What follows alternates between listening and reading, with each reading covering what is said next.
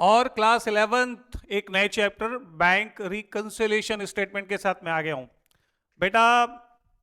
यार ये चैप्टर ना जिससे बनता है ना वो तो बनाते जाता है, उसको तो बहुत मजा आता है इस चैप्टर को बनाने में, लेकिन उनके नंबर्स बड़े कम हैं। बहुत कम ऐसे इस क्लास 11th के स्टूडेंट हैं जो बैंक रिकंसिलिएशन स्टेटमेंट को बना भी पाते हैं। बहुत सारे बच्चे लोग भागते हैं इस चैप्टर से, और कई बच्चे ना बीच में हो जाते हैं, बनता तो है नहीं भी बनता है, मतलब एवरेज है। और बेटा ये तो है बड़े नंबर का क्वेश्चन क्लास 11th में, और अगले कुछ दिनों के बाद तुम्हारे एग्जाम शुरू हो जाएंगे। तो आज मैं बैंक रिकंसिलिएशन स्टेटमेंट के क्वेश्चंस पढ़ाने वाला हूं आपको। बेसिक मैं डीके गोयल के क्वेश्चंस कराऊंगा, इससे आप कोई भी बुक के क्वेश्चन बना सकेंगे। दूसरी बात, ये पढ़ लिया तो एमसीक्यू करने की जरूरत नहीं पड़ेगी, आप काफी कुछ एमसीक्यू भी सॉल्व कर लोगे। यानी तय मानो मेरा बच्चा, कम से कम जितना भी बैंक रिकंसिलिएशन का क्वेश्चन आएगा ना, तो सारे क्वेश्चन तुमसे बन जाएंगे। कोई भी थ्योरी भी आया तो लिख लोगे, प्रैक्टिकल आया तो बना लोगे, और एमसीक्यू आया तो जल्दी से स्टार्ट करते हैं बैंक रिकंसिलिएशन स्टेटमेंट।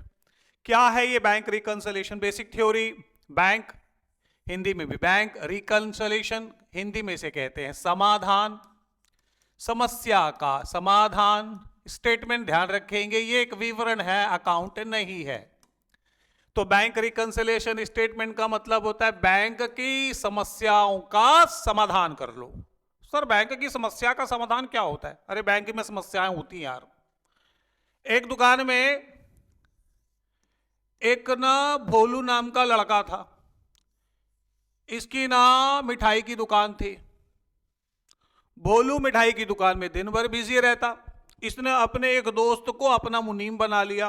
बोला, ए मोलू यार मैं तो बिजी हूं, यार मैं तो बिजी रहता हूं भाई, तू मेरा सारे दुकान का हिसाब तू मेंटेन करना। मोलू बोला, भाई ये काम मैं करूं? बोले हाँ तुझ करेगा ये काम। क्या करना पड़ेगा? बोले मेरे सारे अकाउंट्स तू मेंटेन कर। तो ये उसका दोस्त मान गया, बोला ठीक है ठीक है ठीक है, मैं ही कर लूंगा सारा अकाउंट मेंटेन, आज के बाद सारा काम मैं करूंगा। तो बेटा ये ना बहुत सारे अकाउंट मेंटेन करता है, उसमें एक मेंटेन करता है कैश बुक, आप लोगों ने पढ़ा होगा। अभी कैश बुक जो ये मोलू मेंटेन करता है उसमें दो कॉलम होते हैं, आपको याद होगा। एक होता है कैश का कॉलम और एक होता है मेरे बच्चे बैंक का कॉलम। तो मोलू बोला, भाई मैं तो अकाउंटेंट हूं, मैं तो सारा काम कर लूंगा, मैं तो कैश बुक भी मेंटेन कर लूंगा। तो बोला ठीक है देख भाई, तू ना गलत काम नहीं करना, सारा सैलरी वाली तेरे को दूंगा, अच्छे से काम करना भाई, कोई दिक्कत नहीं बाड़ू, मैं ही सारा काम कर लूंगा। ठीक है। अब ये मोलू ने काम करना शुरू किया। कैश बुक का बैलेंस हमेशा यहां आता है, by balance carry down cash book का, लेकिन बैंक का बैलेंस कभी इधर भी आता है कभी इधर भी आता है। तो एक शाम की बात है, सर ये बैंक का बैलेंस क्या दिखाता है? तो आप पहले तो ये याद रख लो, बैंक रिकंसिलिएशन स्टेटमेंट जो बनाया जाता है इससे आपका कोई लेना देना नहीं। जो एक व्यापारी कैश बुक बनाता है उसमें जो एक बैंक कॉलम होता है, उस बैंक कॉलम से उस व्यापारी को यह पता चल जाता है कि उसके बैंक में एट ए टाइम कितना रुपया होना चाहिए। तो एक दिन शाम हो गई, 4 बज रहे थे, व्यापारी ने मोलू से कहा, मोलू? बोले हाँ। अरे यार बैंक में कितना रुपया है? मोलू बोला, रुक 2 मिनट बताता हूं। और उसने बोला, सेठ जी हमारे बैंक में ना 20,000 रुपए हैं। तो सेठ बोला, ठीक है मैं बैंक जा रहा हूं, बैंक में 20,000 होंगे? बोला एकदम होंगे, मैं एकदम प्रॉपर अकाउंट मेंटेन करता हूं, आपसे सैलरी लेता हूं, आपका नमक खाया है, धोखा नहीं दूंगा। ठीक है मैं बैंक जा रहा हूं, मेरे को मेरी बेटी के लिए कुछ कपड़े खरीदने हैं, तो बैंक में 20,000 रुपए होंगे ना? बोले हाँ सेठ जी होंगे ना, कितनी बारी बोल रहे हो। अब ये बंदा गया, कौन? व्यापारी। कहां? बैंक। अभी जैसे ही बैंक गया, ये पहुंचा बैंक, उसके अकाउंटेंट ने उसको बता दिया था कि बैंक में कितने रुपए होने चाहिए, 20,000। जब ये गया बैंक के अंदर में, दरवाजे को धक्का मारा, अंदर गया, कैश काउंटर के पास गया, मैडम? बोले क्या?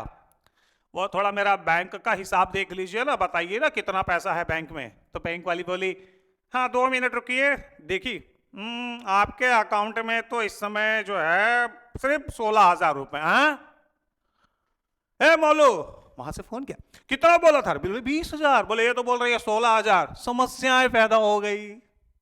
हमारा व्यापारी का जो बैंक का कॉलम है कैश बुक में, वो बता रहा है कि बैंक में होने चाहिए 20,000 रुपए, और ये महिला सदस्य बोल रही है कि बैंक में है केवल 16,000 रुपए। बेटा ये जो समस्या हो गई, अब ये व्यापारी लड़ ले तो भी कोई फायदा नहीं। ये व्यापारी पलटी करके जब आने लगा तो मैनेजर मिल गया। बोले क्या हुआ? बोले यार तुम्हारा बैंक खराब। बोले क्यों खराब है? बोले मेरे मुनीम ने बताया कि 20,000 होना चाहिए, तुम्हारी महिला सदस्य बोलती है कि केवल 16,000 है, मैं तुम्हारे अकाउंट से पैसे तुम्हारे बैंक से हटा लूंगा। तो मैनेजर हंसने लगा। बोला क्या सेठ जी क्या कर रहे हो? किसी भी बैंक में जाओगे तो कई बार ट्रांजैक्शन अनमैच्ड होगा, कई बार आपको लगेगा 20 है तो कई बार 22 दिखेगा, कई बार 20 है तो कई बार 16 दिखेगा, कई बार 25 भी दिख जाएगा। क्या बोल रहे हो? हाँ सेठ जी, लड़ाई करने से अच्छा है घर जाओ, एक स्टेटमेंट तैयार कर लो जिसका नाम है बैंक रिकंसिलिएशन स्टेटमेंट, और जाओ और प्रॉपर बना लो उसको, बना लो उसको। ये क्या होता है? बोले कुछ नहीं होता है, आप अपनी जो भी एक्टिविटीज आपने बैंक के साथ की और बैंक में वो एक्टिविटीज प्रॉपर रिकॉर्ड हुई है, आपसे कोई गलती हुई है, ये सारा कुछ मैच करने के लिए आपको एक स्टेटमेंट तैयार करना होगा। उस स्टेटमेंट का नाम है बैंक रिकंसिलिएशन स्टेटमेंट। अब ये व्यापारी अपने भोलू के पास आया और भोलू से बोला देखो मेरे बैंक के साथ कुछ समस्याएं पैदा हो गई है। तो भोलू ने भी वही कहा, सेठ जी परेशान मत होइए, जब दोनों ही अकाउंट आपस में मैच नहीं करते हैं तो हम उस समस्या के लिए एक स्टेटमेंट तैयार करते हैं जिसका नाम है बैंक रिकंसिलिएशन स्टेटमेंट। तो ध्यान रखना बच्चों, तो डेफिनेशन आज हमारे पास आएगी। अब क्या है बैंक रिकंसिलिएशन स्टेटमेंट? तो एक डेफिनेशन हमारे पास इस पूरे चैप्टर के अंदर में बच्चों जो हम लर्निंग हम पढ़ने वाले हैं, सबसे पहले हम मीनिंग पढ़ेंगे, डिफरेंस जानेंगे, क्यों आते हैं डिफरेंस, नीड इसकी क्या जरूरत है, प्रोसीजर्स के बारे में हम पढ़ेंगे। तो क्या कहता है meaning of bank reconciliation statement? जो मैंने कहा कि जब एक व्यापारी के कैश बुक का बैंक कॉलम और पासबुक का बैलेंस मैच नहीं करता, उन अनमैच्ड कॉलम को ठीक करने के लिए एक बिजनेसमैन यानी अकाउंट होल्डर जो स्टेटमेंट तैयार करता है उसको हम बैंक स्टेटमेंट कहते हैं। जैसे लिखा है एक स्टेटमेंट इज है प्रिपेयर्ड यानी बनाया जाता है, आइडेंटिफाई यानी ये जानने के लिए, आइडेंटिफाई करने के लिए, रीजंस आइडेंटिफाई करने के लिए कि क्यों डिफरेंस आया, to recording the balance of the two book. Two book मतलब जो मैंने कहा एक कैश बुक और एक पासबुक, इन दोनों ही बुक में क्या डिफरेंसेस आया, इस डिफरेंसेस को जानने के लिए जो स्टेटमेंट तैयार किया जाता है उसको हम कहते हैं बैंक रिकंसिलिएशन स्टेटमेंट। और पाटिल जी ने बड़ी प्यारी सी डेफिनेशन दी है, मैंने नोट कर लिया, आप भी नोट कर लेना। तो बच्चों ये है हमारा बैंक रिकंसिलिएशन स्टेटमेंट की मीनिंग। अब हम जानेंगे मेरा बच्चा कॉसेस क्यों होते हैं सर, ये सारी चीजें बिल्कुल जानना चाहिए। क्या हो गया था सर? व्यापारी जब घर में दौड़ता हुआ आया, मोलू के ऊपर गुस्सा नहीं लगा, देखो तुम ठीक से काम नहीं करते हो, हमारे अकाउंट्स मिसमैच हो गए, तुम्हारी वजह से हो गए। तो मोलू ने कहा सेठ जी क्या बोल रहे हो सेठ जी, मैं क्या भगवान जी भी आकर बनाएंगे ना तो ये मिसमैच होगा। क्यों होगा? तो मोलू ने अपने अकाउंट होल्डर यानी अपने व्यापारी बंधु को समझाया। बोले सर जी ये जो डिफरेंस आता है दो वजहों से आता है। बोले कौन कौन सी दो वजह है? बोले एक डिफरेंस आता है सर जी टाइम के गैप की वजह से। तो व्यापारी ने बोला टाइम के गैप की? बोले हाँ सर जी, और एक दूसरा डिफरेंस भी आता है, बोले एरर कमिटेड, जो आप मेरे ऊपर आरोप लगा रहे हो ना मैं गलत एंट्री किया, उसकी वजह से भी आता है। तो आज बेटा हम सीखेंगे टाइम गैप क्या। और एक और चीज मैं बता रहा हूं, जो अभी वाली थ्योरी को समझा उससे सारे क्वेश्चन ऐसे से बनने लगेंगे। तो बहुत ध्यान से सुनना, क्या टाइम गैप होता है, क्यों गैप होता है।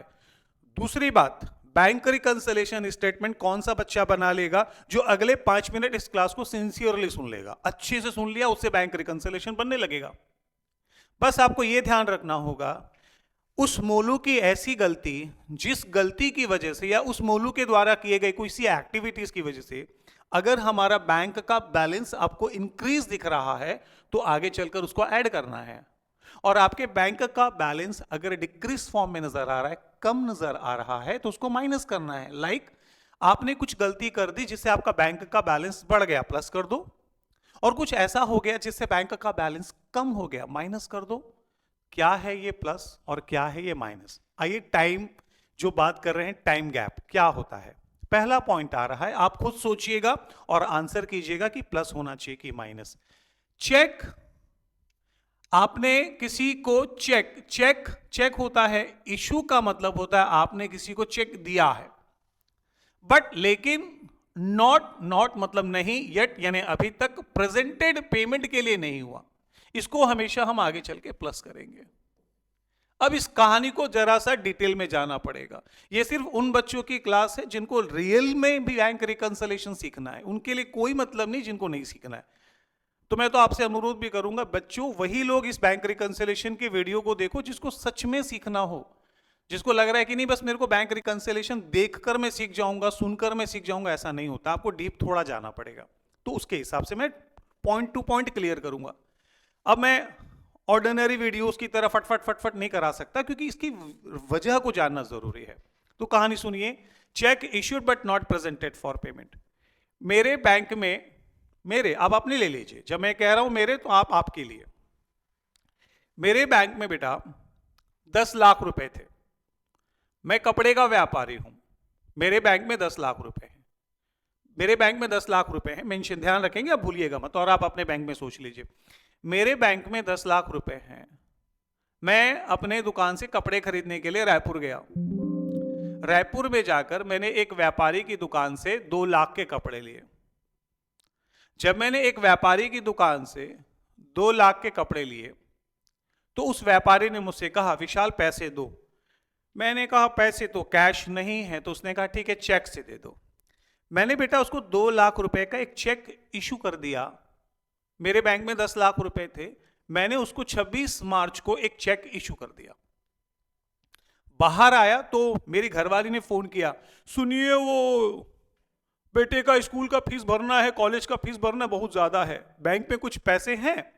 तो मैंने कहा है ना। बोले कितना है? मैंने कहा 10 लाख था, 2 लाख का मैंने चेक इशू कर दिया है, तो ये तो 2 लाख चले गए, तो 8 लाख रुपए होगा। ठीक है जल्दी घर आ जाइए। मैं घर पहुंच गया। अब 27 मार्च को मेरे बैंक में कोई मुझसे पूछे तो मैं बोलूंगा 8 लाख रुपए। सर क्यों? क्योंकि 10 लाख था ना बेटा चेक बैंक में, 2 लाख का चेक दे दिया।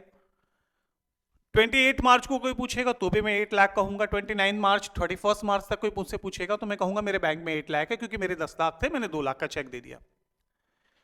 मेरी आदत है कि हर मंथ के एंड में मैं बैंक जाता हूं अपना स्टेटमेंट चेक करने के लिए। मैं जैसे ही बैंक पहुंचा मैंने स्टेटमेंट वाले से कहा भाई साहब मेरे बैलेंस बताओ। क्योंकि मेरे को मालूम था कि मेरे बैंक में 10 लाख रुपए थे, मैंने 2 लाख का चेक किसी को इश्यू कर दिया है, तो मेरे बैंक से 8 लाख होने चाहिए, क्योंकि डेफिनेटली वो बंदा पेमेंट निकालेगा। लेकिन जैसे ही मैंने बैंक में जाकर पूछा तो बैंक वालों ने कहा नहीं सर आपके बैंक में 10 लाख है। मैंने कहा कैसे? जब 10 लाख रुपए था, मैंने किसी को 2 लाख का चेक दे दिया था, तो 8 लाख होने चाहिए। तब बैंक वालों ने बोला मे बी सर आपने जिसको चेक इशू किए थे उसने चेक को प्रेजेंट किया ही नहीं, मतलब उसने मेरे अकाउंट से पैसे निकाले ही नहीं। सर ऐसा थोड़ी ना होता, नहीं निकाल बेटा, 3 महीने वैलिड होती है, वो अगले महीने निकाल लेगा, उसके अगले महीने निकाल लेगा।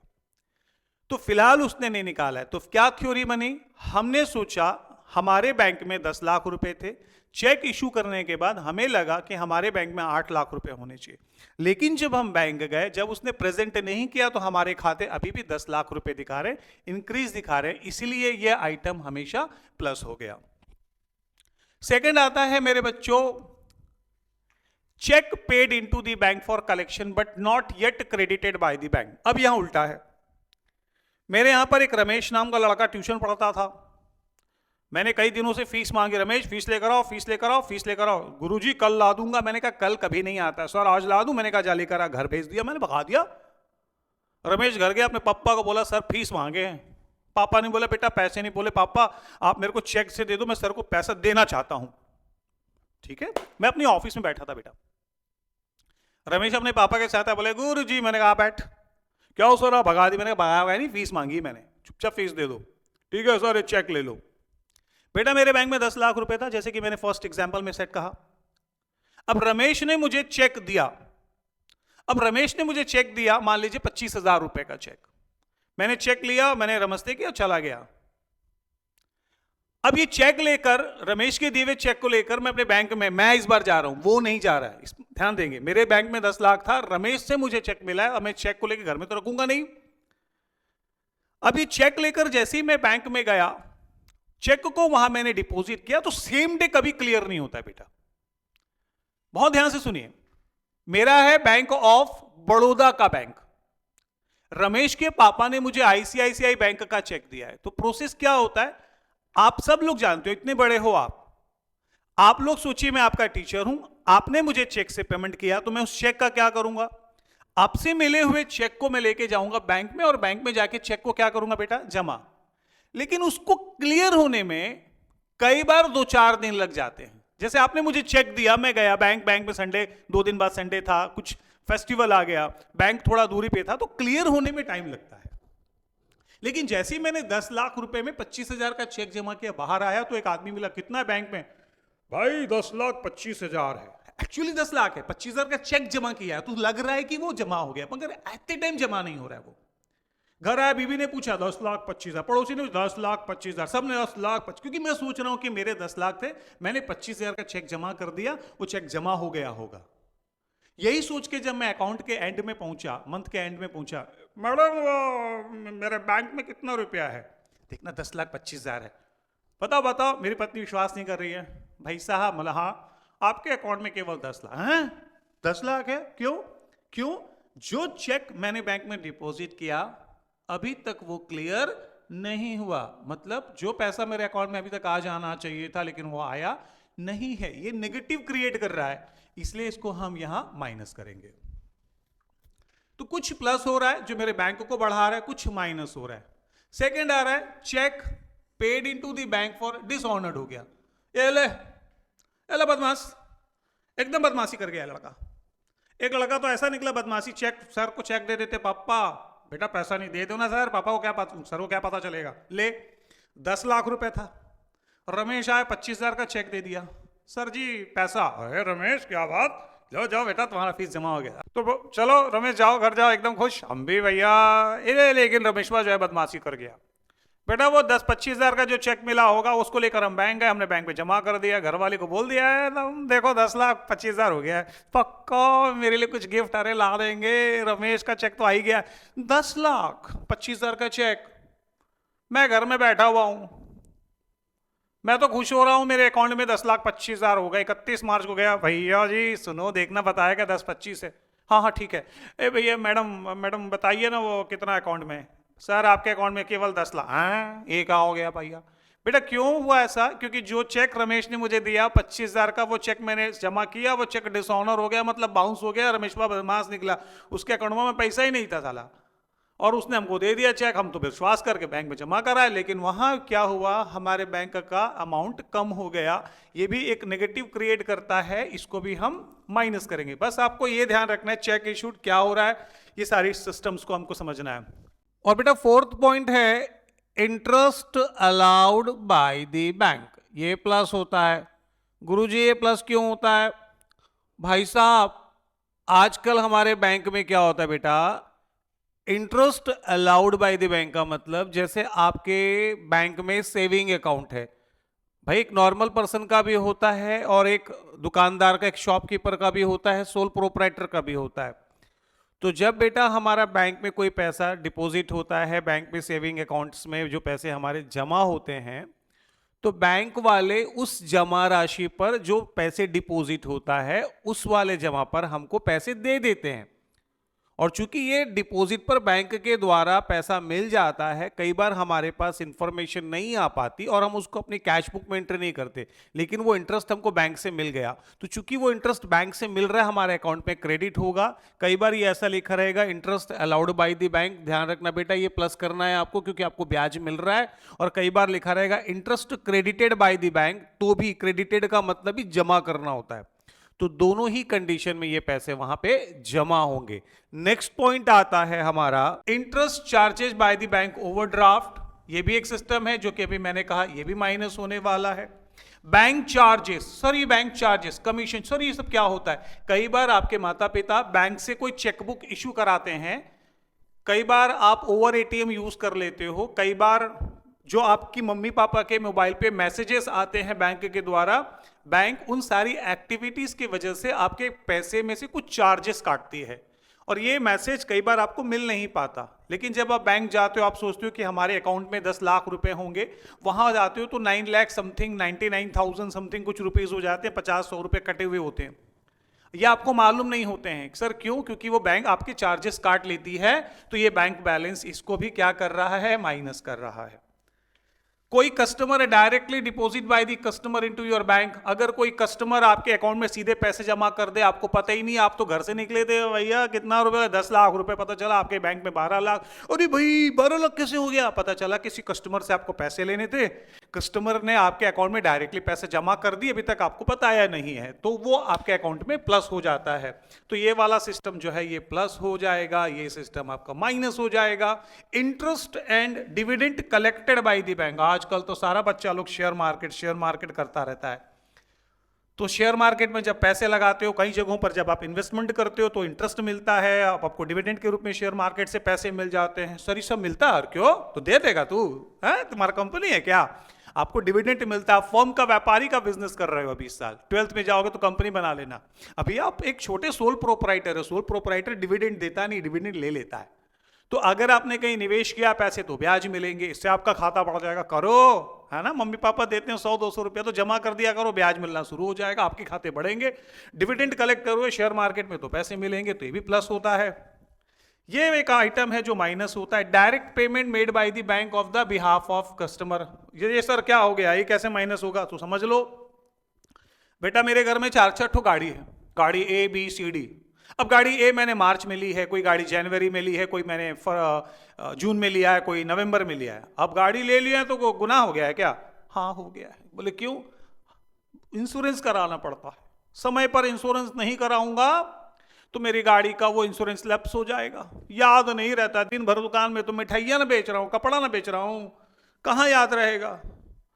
तो सुनते हो, बोले क्या मैं भूल जाता हूं इंश्योरेंस का पैसा बैंक में जमा करने। तो क्या करोगे? आजकल सिस्टम है, बोले क्या आप बैंक चले जाओ, बैंक में आप एक बोल दो, देखिए मैडम मोहतरमा, वो जो है हर साल इस डेट को मेरा इंश्योरेंस का पैसा आता है, मुझे याद नहीं रहता, आप लोग मेरे अकाउंट से डायरेक्ट उस इंश्योरेंस कंपनी को पैसा दे देना। ठीक है, दे देंगे, हाँ पक्का, धन्यवाद, दे दीजिएगा, नहीं तो मेरा इंश्योरेंस खत्म हो जाएगा। और हमने बैंक वाले को बोल दिया कि मेरे कुछ खर्च, मेरे क्लब का बिल, मेरे जिम का बिल, मेरे फला फला बिल आप अकाउंट से डायरेक्ट कट जाएंगे, और उनको मालूम नहीं है। अब इंश्योरेंस का पैसा मेरे बोलने से बैंक वाले ने अकाउंट काट करके दे दिया। अब मेरे बैंक में 10 लाख रुपए थे, मेरे गाड़ियों का सब इंस्टॉलमेंट ईएमआई आया, 2 गाड़ी एक्सेट ली थी, कार बड़ी बड़ी ले रखी थी, उसका 80,000 का ईएमआई इंस्टॉलमेंट इंश्योरेंस आ गया था, ईएमआई आ गया था, कुछ भी सोच लो। अब 10 लाख था, इंश्योरेंस कट गया मेरे अकाउंट से 80,000, मेरे को मालूम ही नहीं है क्यों। लेकिन मैं, सर आपको क्यों नहीं? अरे भूल गया भाई, भूल गया, ओमिटेड, भूल गया। अब मैं बैंक गया, मैडम कितना है? तो बोले कि 9,20,000। क्यों बेटा कम हो गया? क्योंकि मेरे बोलने से बैंक वालों ने मेरे अकाउंट में से पैसे कम कर दिए, किसी को दे दिए, ये भी माइनस होंगे। तो आप ध्यान रखेंगे कौन से आइटम को मैंने प्लस कहा, दोबारा आप देख लीजिएगा, और कौन से आइटम को मैंने माइनस किया। इसके बाद आपकी आगे चलते हैं हम। बेटा यहां पे सेकंड बी पॉइंट लिखा है, आप ध्यान से देखो, difference bye error committed in the recording transaction. कई बार आपसे रिकॉर्डिंग में, आपसे यानी फॉर्म से कुछ रिकॉर्डिंग मिस्टेक हो जाता है, कई बार बैंक से भी कोई रिकॉर्डिंग मिस्टेक हो जाता है। अगर आपसे कोई ऐसी रिकॉर्डिंग मिस्टेक हुई है जिससे आपका बैंक बैलेंस बढ़ जाएगा लेकिन आपको पता नहीं चलेगा, तो उसको आप ऐड कर देना। और आपकी किसी रिकॉर्डिंग की गलती की वजह से आपका बैंक बैलेंस कम हो जाएगा, तो उसको माइनस करना। सर क्या गलतियां हो सकती हैं? बहुत ध्यान से मेरे बच्चों, प्लीज मैं आपसे बोल रहा हूं, आप इस पॉइंट को समझ लो, क्वेश्चन बनने शुरू हो जाएंगे। एक बार क्या हुआ, मेरा जो अकाउंटेंट है, cheque issue a creditor but omitted in the record of cash book. का मतलब मेरे खाते में 10 लाख रुपए थे, मेरे बैंक में 10 लाख रुपए थे, और मैं किसी दुकानदार के यहां कपड़े खरीदने के लिए गया और मैंने वहां से 2 लाख के कपड़े खरीद लिए, और मैंने 2 लाख रुपए चेक से उसको दे दिए, चेक से मैंने पेमेंट कर दिया। अब घर में आया, गाड़ियों का रास्ते में मैं थोड़ा बिजी रहा, मैं अपने अकाउंटेंट को बताना भूल गया। अब मेरे अकाउंट में 10 लाख रुपए थे, 2 लाख रुपए का मैंने किसी को चेक इशू कर दिया और 22 लाख उसने प्रेजेंट भी कर दिया, मान लेते हैं।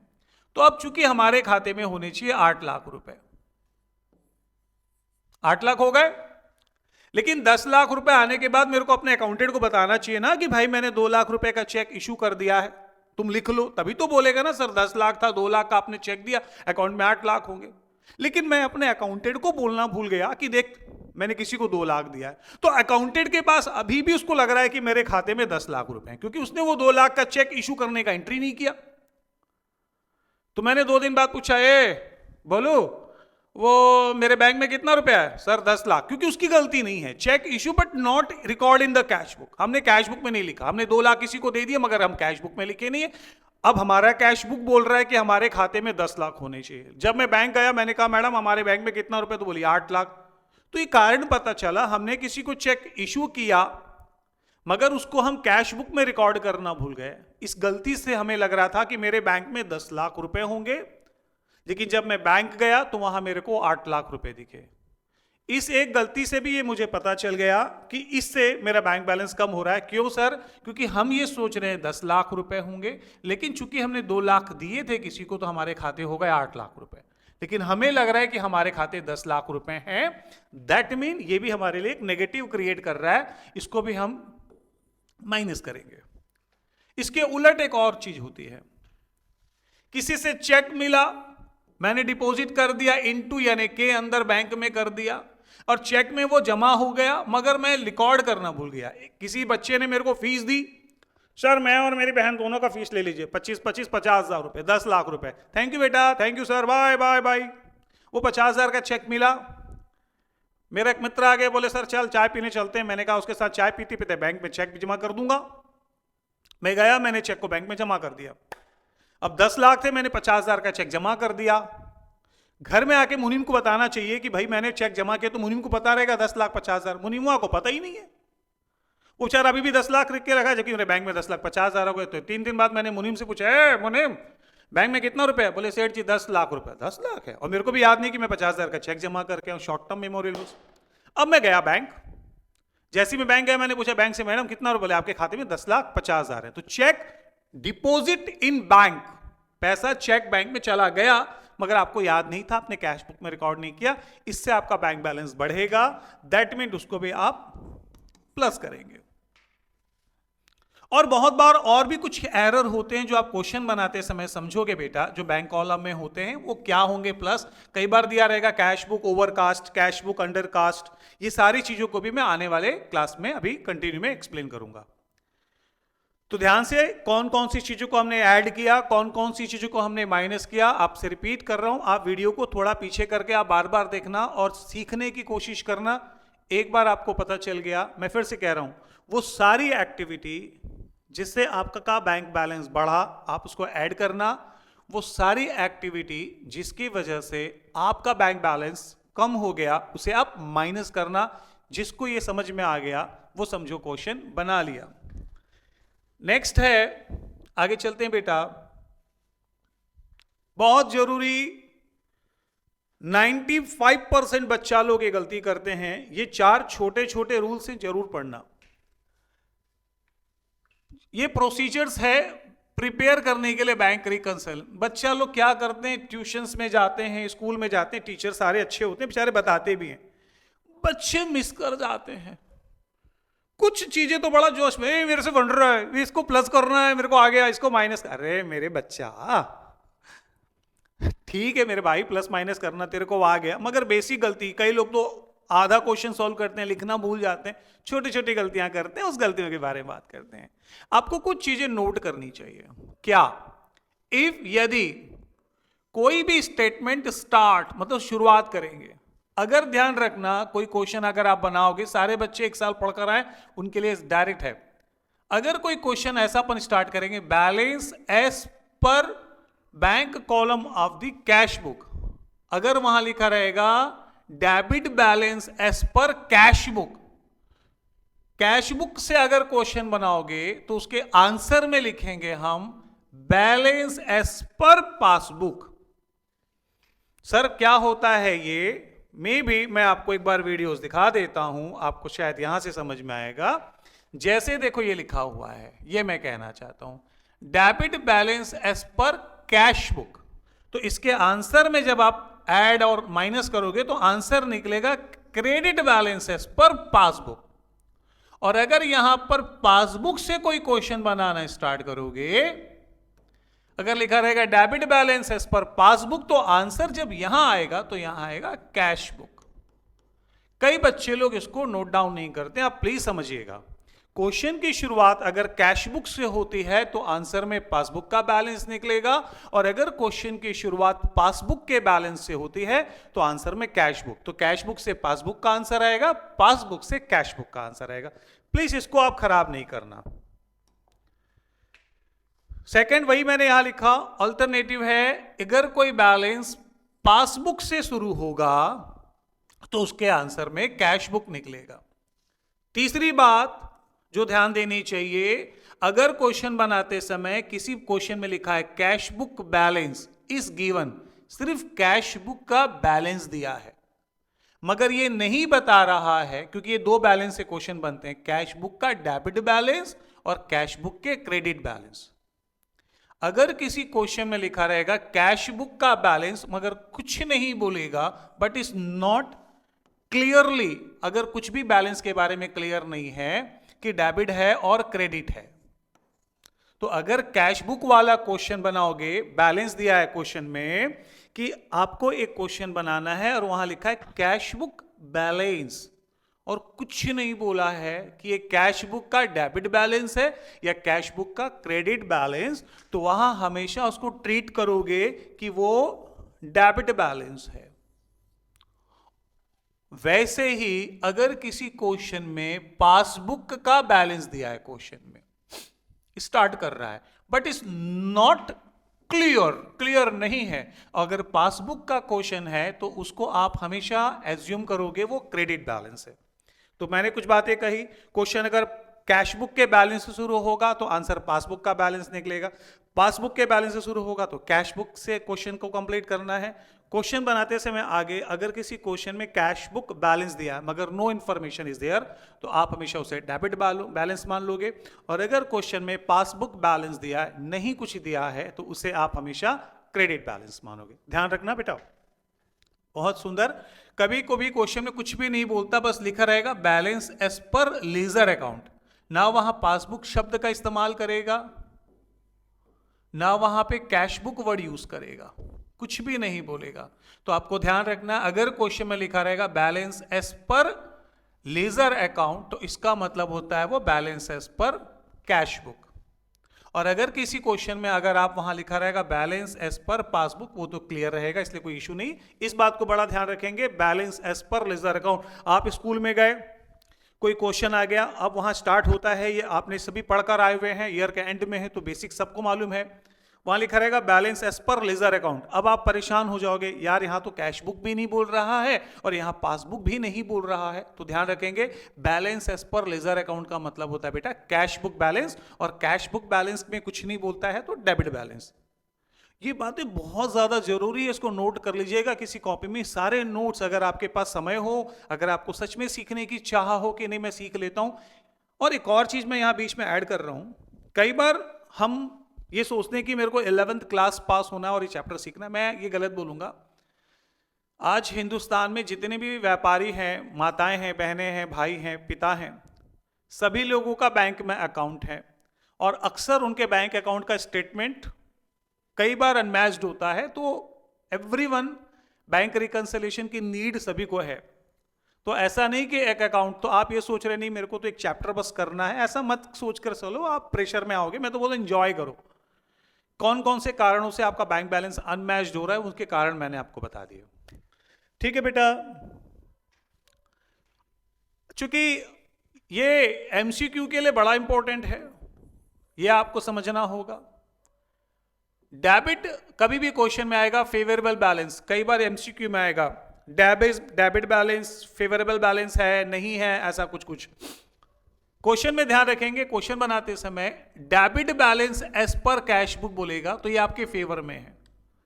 सर क्यों है फेवर में, मैं आपको समझा देता हूं। आप सब लोग कैश बुक बनाकर यहां आए हुए हो, मान लीजिए कभी भी क्या फेवर होता है और क्या अनफेवर होता है, इसको समझाने के लिए एक छोटा सा कैश बुक। ये है आपका रिसिप्ट साइड,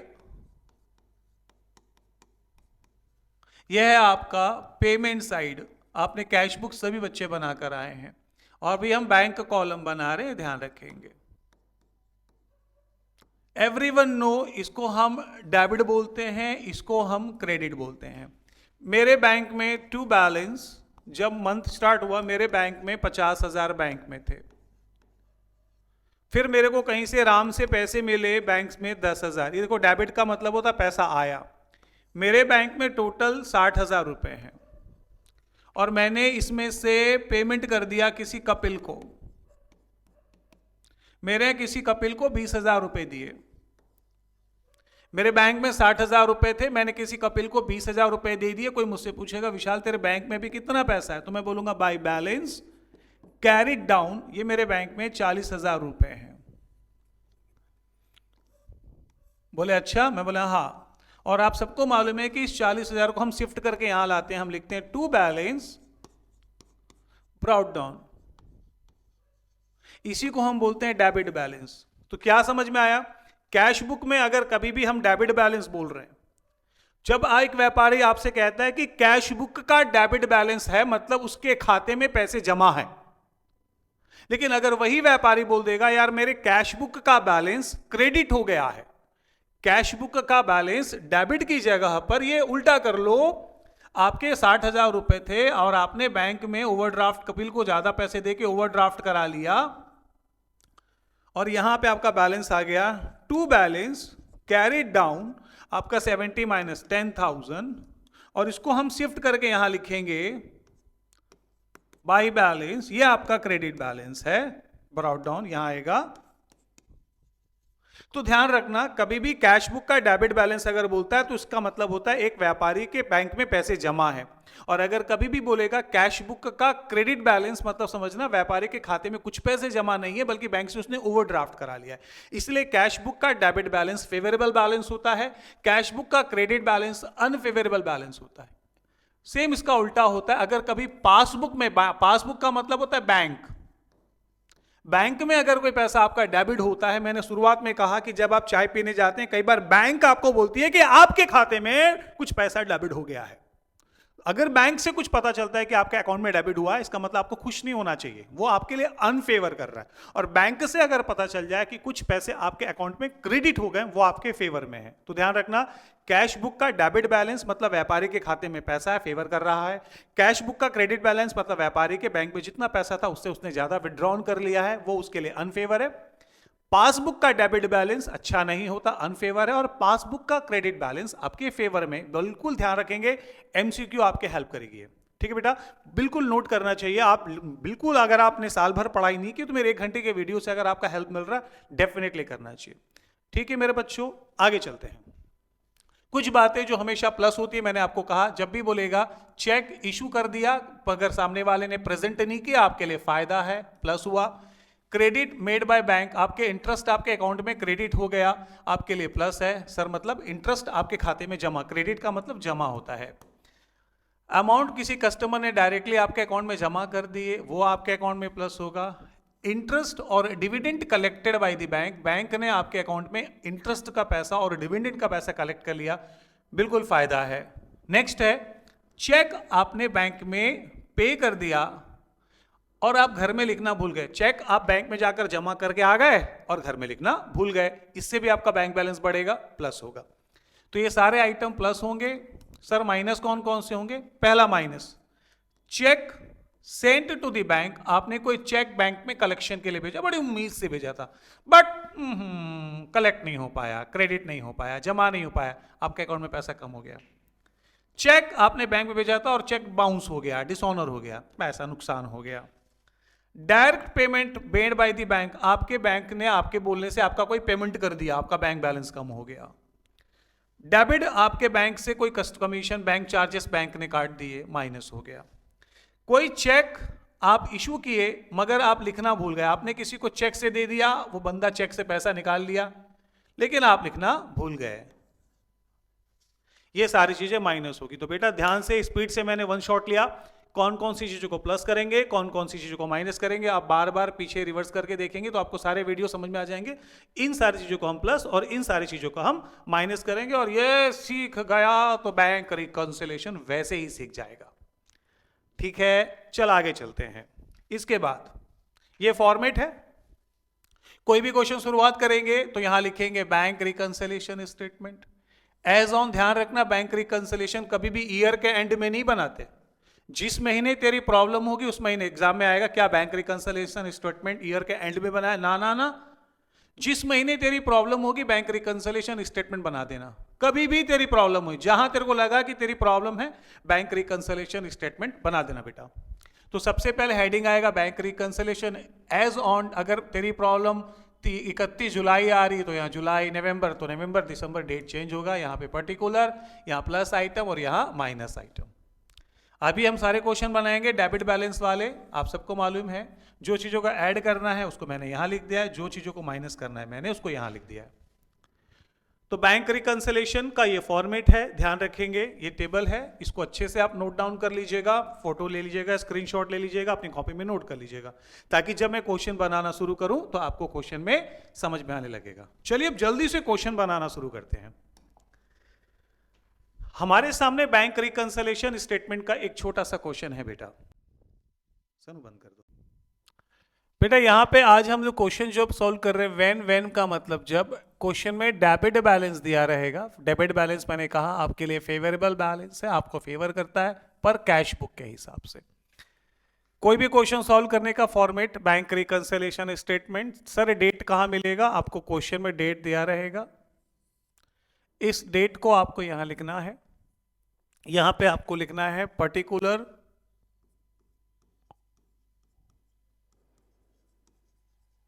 यहां आपका प्लस आइटम आएगा, यहां आपका माइनस आइटम आएगा। सबसे पहले हम क्वेश्चन बना रहे हैं 31 मार्च 2020 में। अपने आप को आप एक व्यापारी की तरह ट्रीट करो। यकीन मानो अगर ये क्वेश्चन बना लिया आपसे बैंक रिकंसिलिएशन वैसे भी बनने लगेगा, आपको मन आ जाएगा। 31 मार्च 2020 का दिन था, मैं अपने ऑफिस में बैठा हुआ था। मैं सोचा क्यों ना बैंक चले जाऊं और बैंक में जाके अपने स्टेटमेंट को चेक करके आऊं। तो जाने से पहले मैंने अपने मुनीम से पूछा कि मुनीम यार हमारे बैंक में कितना रुपया जमा होगा। मुनीम ने कहा सेठ जी मैंने देखा है अभी अभी। मैंने कहा हाँ बताओ। तो उसने कहा the bank balance of Rajesh Chauhan, Chhattisgarh के बड़े क्रिकेट प्लेयर हुआ करते थे ये। उन्होंने कहा राजेश चौहान जी, मैं एक छोटी भूमिका निभा लेता हूं कि मैं ही वो राजेश चौहान हूं इस क्वेश्चन को सॉल्व करने के लिए। उसने कहा सर आपके कैश बुक बता रहा है कि आपके अकाउंट में डेबिट यानी मेरे खाते में 17,280 रुपए होने चाहिए। तो मैंने कहा देखो मुनि, मैं जा रहा हूं बैंक में, तुम्हारे हिसाब से मेरे बैंक में इस समय डेबिट बैलेंस मतलब 17,280 रुपए होने चाहिए।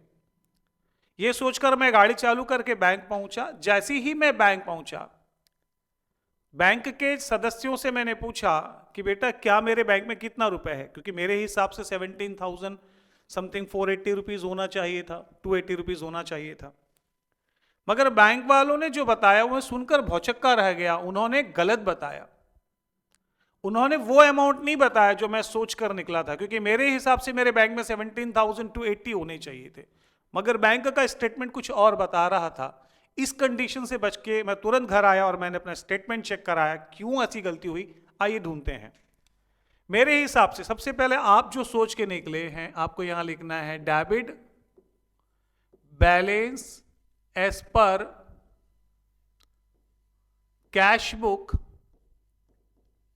चूंकि डेबिट बैलेंस है तो आप इसको यहां लिखेंगे 17,280, 17,280 होने चाहिए। नहीं थे बैंक में, क्यों नहीं थे आइए ढूंढते हैं। कुछ चीजों को हम यहां ऐड करेंगे, कुछ चीजों को हम यहां माइनस करेंगे। आइए देखते कौन। जिस पहला पॉइंट आपको खुद सोचना है बेटा और आंसर मेरे से पहले सोचना है। चेक, घर में बैठे हैं आप, चेक का फोटो देखिए, सोचिए चेक फॉर के लिए 8,400 रुपए का सेंट मतलब होता है भेजना। आपने कोई चेक कलेक्शन के लिए भेजे थे बेटा, आपने कोई चेक मिले होंगे, आप व्यापारी हो, ध्यान रखो आप व्यापारी हो। आपको कोई चेक मिले, 8,400 रुपए के चेक मिले, अब चेक घर में नहीं रखोगे, चेक कहां जमा कर दिए? बैंक, ताकि बैंक में पैसा कलेक्ट हो जाए।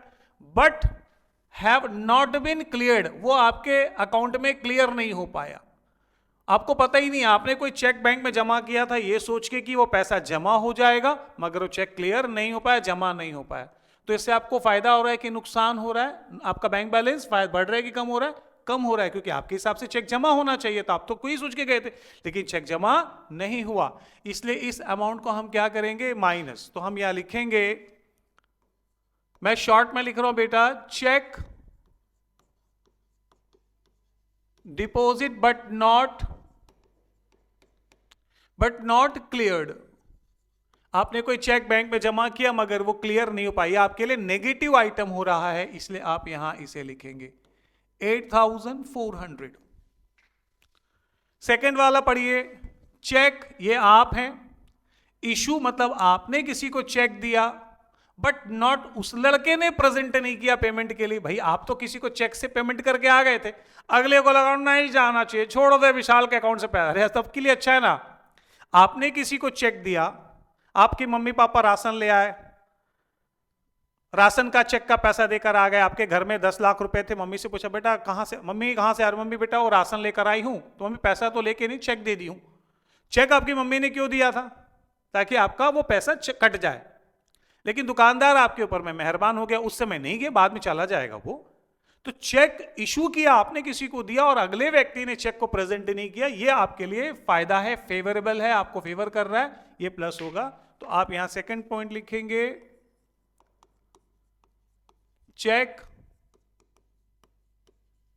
Issued but not present for payment. तो इसको हम कहां लिखेंगे बच्चों? डेबिट साइड, क्योंकि ये हमारे लिए फेवर कर रहा है। तो यहां आएगा 5600 रुपीज। कुछ नहीं करना है आपको, सिंपल आपको देख देख के लिखते जाना है। थर्ड आइटम चलते हैं, there is a debit. Debit का मतलब होता है आपके पासबुक में बैंक वालों ने बैंक चार्जेस काट लिया। अगर कोई बैंक आपके अकाउंट से बैंक चार्जेस काट ले, चार्जेस है, तो आपका बैंक बैलेंस बढ़ेगा कि कम होगा? डेफिनेटली कम होगा। सर चार्जेस मतलब बैंक से आपका कुछ पैसा कट गया, तो यहां आप इसको लिखेंगे बैंक चार्जेस। यह आपके लिए प्लस नहीं हो सकता। सर क्यों नहीं हो सकता? बेटा आपके बैंक से पैसे कट रहे हैं तो डेफिनेटली वो माइनस होगा। देखो ये माइनस में आ रहा है सारा कुछ। फोर्थ पॉइंट है बैंक। बैंक मतलब आपकी जो बैंक है हैज क्रेडिटेड। क्रेडिटेड का मतलब होता है इंटरेस्ट, क्रेडिट को हिंदी में कहते हैं जमा होना। बैंक ने क्रेडिटेड मतलब जमा कर दिया ब्याज। अगर कोई बैंक आपके पासबुक में, अकाउंट में कुछ पैसे ब्याज के नाम से जमा करे, वो हमेशा आपके लिए बेनिफिटेबल है। तो यहां आएगा बैंक इंटरेस्ट। अगर क्रेडिटेड बोला तो प्लीज प्लस डेबिट में लिखना, प्लस करना, और अगर बैंक इंटरेस्ट कभी भी डेबिटेड बोलेगा तो उधर माइनस कर देना। क्रेडिटेड मतलब बैंक से आपका पैसा जमा हुआ है, आपके मोबाइल मैसेज आया your account has been credited, तो आपके लिए फायदा है, डेफिनेटली ये प्लस होगा। नेक्स्ट पॉइंट ये बड़ा इजी है। एक कस्टमर है, अकाउंट में डिपॉजिट कर दिया 2000 डायरेक्ट इन बैंक, मगर आपने इसको रिकॉर्ड नहीं किया था। सिर्फ पासबुक वाले यानी बैंक में रिकॉर्ड हो गया, पैसा बैंक में जमा हो गया, कोई कस्टमर जमा कर दिया, लेकिन वो आपको मालूम नहीं, आपने घर में रिकॉर्ड नहीं किया। तो जब आप बैंक जाएंगे तो आपका बैंक बैलेंस बढ़ा हुआ निकाला जमा दिखेगा आपको। तो direct deposit in bank by customer, direct deposit in bank by customer. कितना रुपए बैंक में इसने जमा कर दिया डायरेक्टली बेटा? 2000 रुपए। तो इसको भी हम यहां पर क्या करेंगे बच्चों? प्लस करेंगे। हाय, बड़े शौक पाल रखा था, क्लब का फीस आता था हर महीने 500 रुपए और आपके लाइफ का इंश्योरेंस प्रीमियम भी आता था। अकॉर्डिंग टू के अनुसार आपके स्टैंडिंग ऑर्डर, आपने बैंक को ऑर्डर दिया था राजेश चौहान ने, भैया मैं क्रिकेट खेलता हूं, मेरा हर महीने बिल आता है, मेरे लाइफ इंश्योरेंस प्रीमियम का बिल आता है, आप लोग, the bank has made the following payment, bank ने आपके अकाउंट से पेमेंट कर दिया और डेबिट भी कर दिया आपके अकाउंट में, आपको याद नहीं था कि आप बैंक को बोल कर आए हो। तो बैंक ने आपके बोलने के बाद आपके अकाउंट से आपके क्लब का पैसा और आपके लाइफ इंश्योरेंस प्रीमियम का पैसा जमा कर दिया। अगर बैंक ने ये पैसे जमा कर दिए तो डेफिनेटली ये पैसे आपके बैंक से कम हो जाएंगे। तो यहां पर जो क्लब का फीस है बेटा एंड लाइफ इंश्योरेंस जो भी पैसे हैं ये दोनों ही क्या होगा आपका माइनस होगा। क्लब का फीस 500 रुपीज और नंबर नेक्स्ट है लाइफ इंश्योरेंस का पैसा, ये दोनों आपके लिए माइनस वाले पॉइंट हैं। बस आपको इतना ही करना है। जो आइटम मैंने आपको प्लस करने के लिए बोले प्लस और जो मैंने माइनस करने के लिए माइनस, कुछ नहीं करना है आपको। इन सब का पहले टोटल कर लीजिएगा। ये जो आपने प्लस में लिखा इसको यहां लिख लीजिए। आपका टोटल अमाउंट आ रहा है 25,120 और इस वाले साइड को भी आप माइनस आप टोटल कर लीजिए 11,480। कुछ नहीं करना है, बैलेंस लिखा, जो प्लस आइटम है उसको प्लस, जो माइनस आइटम है उसको माइनस, कुछ नहीं करना है बेटा। आप देखो यहां का टोटल है 25,120, यहां का टोटल है, तो जो बैलेंस आया इसको हम यहां लिखेंगे। ऊपर हमने डेबिट बैलेंस लिखा है तो नीचे लिखेंगे credit balance as per passbook. जो भी बैलेंस आए इसमें से इसे आप माइनस कर देंगे, आपका जो डिफरेंस अमाउंट आएगा 13,640 आएगा। जिधर भी है बैलेंस आपको इधर पे लिखना है, जैसे ये अमाउंट उधर यूज होता तो उस साइड आपको लिखना पड़ेगा ये अमाउंट। तो ध्यान से देखा आपने बच्चा। अगर ये क्वेश्चंस अगर आप 2 बार भी वीडियो को अगर आप कंटिन्यू देखेंगे तो बहुत कुछ आपको क्लियर हो जाएगा। और अगर आपको लगता है कि इस क्वेश्चंस को बनाने के बाद आपको और भी क्वेश्चंस बनाने हैं बैंक रिकंसिलिएशन स्टेटमेंट का, तो पॉसिबल हो तो कमेंट करना, तो मैं इसके आगे कुछ और भी क्वेश्चन, हालांकि जो भी मैंने अभी आपको पढ़ाया अगर कोई बच्चा इतना भी कर ले तो उससे बैंक रिकंसिलिएशन स्टेटमेंट के क्वेश्चन लगभग बनने शुरू हो जाएंगे। लेकिन अगर आपको लगता है कि नहीं मुझे और भी कुछ क्वेश्चन बनाने हैं, कुछ टॉपिक में आपको डाउट आता है, तो जरूर कमेंट करके मुझे बताना। ठीक है बच्चों, good luck for your exam. सभी बच्चों को ढेर सारा आशीर्वाद।